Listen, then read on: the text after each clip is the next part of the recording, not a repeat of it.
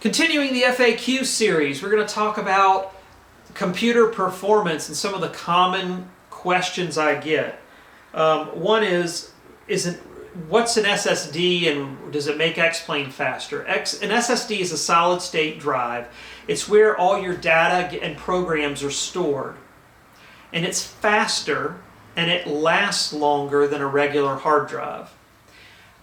Once X-Plane or any flight sim is already loaded, it has no effect on frame rate.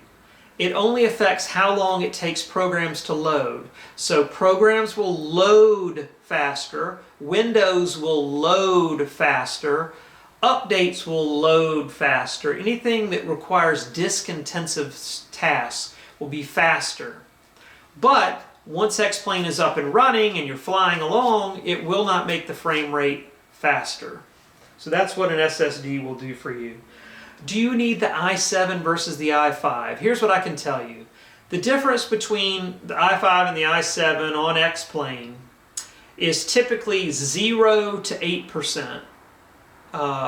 So in some benchmarks that we run, they score identically, the i5 and the i7, and in others, the i7 can have a maybe 8 to 10% lead or performance advantage over the i5. So it's small, and so you have to say to yourself, if it's, let's say the difference in price is $200, is $200 worth, is 10% possible performance, 5 to 10%, is that worth $200 to me? You know, do I prefer 55 frames per second versus 50 frames per second?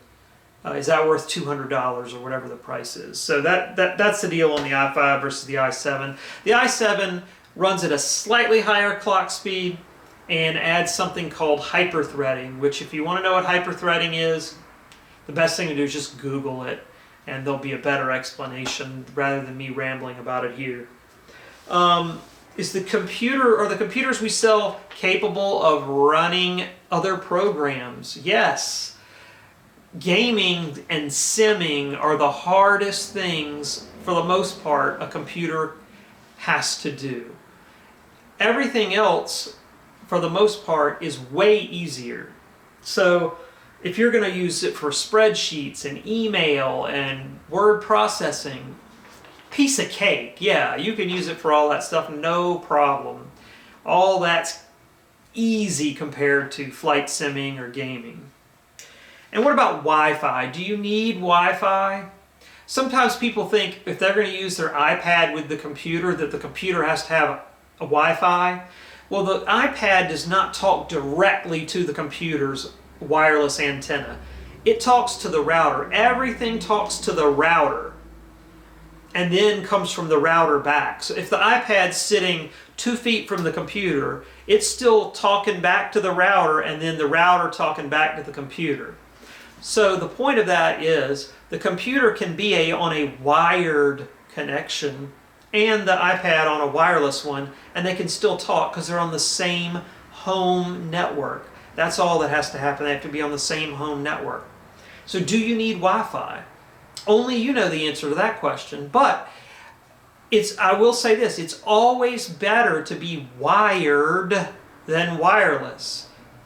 Just think about it. I mean, back in the old days when people had, a cordless phone versus a wired phone, the wired phone's always better. A wire always beats wireless in almost every, not just in computers, but almost pretty much in everything. So if you're near your router, you're better off just plugging in with a wire.